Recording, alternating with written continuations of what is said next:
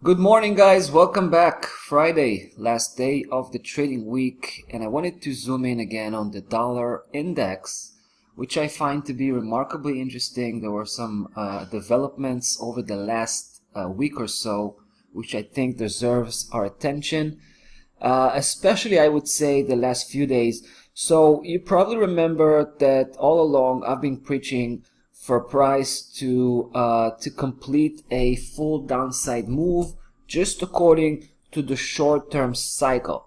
Now the short-term cycle here is best represented by this blue system, which we can already see a couple of legs and what seems to be the beginning of the third leg. It started on the on the right path, made it halfway through, turned around, and this move all the way to the again to the very top resistance here, 97.73. I suspect was just was another up, just a correction, an upside correction.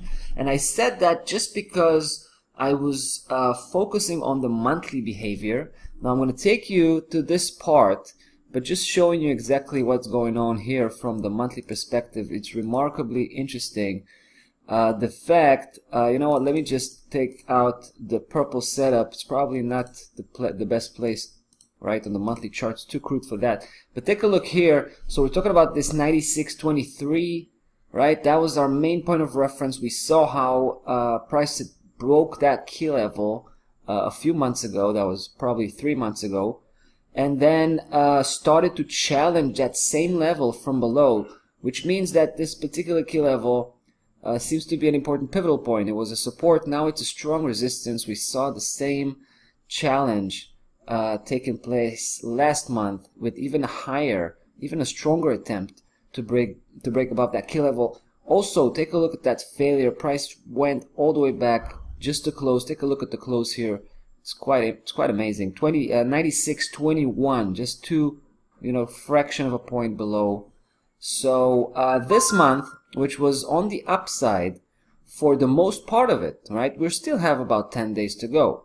But the fact that price came all the way, this is quite remarkable. It went even further, right? Took the previous spike, which also in its turn took its previous high, right? So the fact that it came all the way back, and like I said, we still have a few days to go to the end of the month.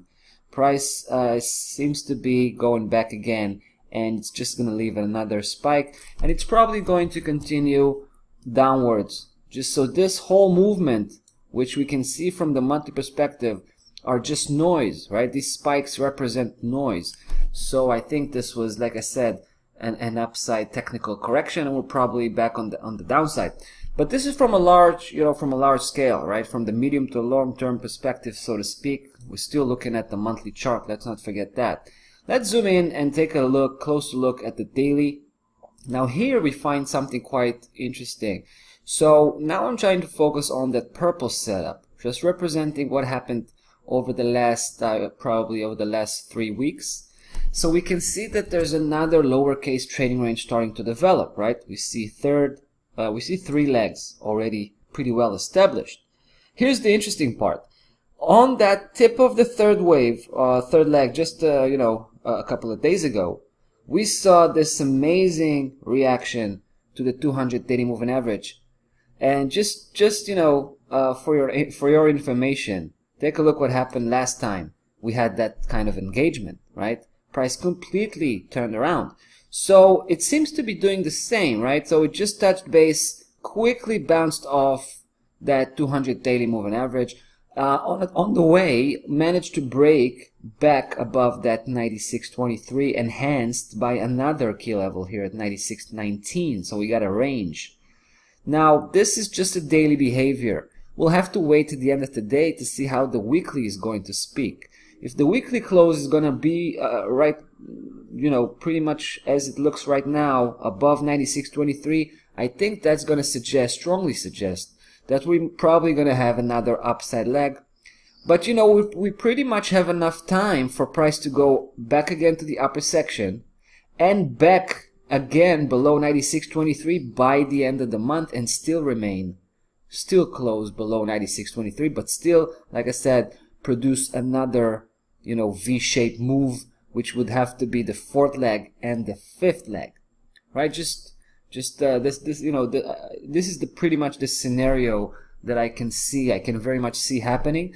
But that's obviously all depends on price remaining above 96.23 by the end of the day. If it's going to cross back below and end the week closing below that strong cluster here, that's going to mean that we're probably not going to have another upside leg within that local price action, but rather just a continuation of this downside move.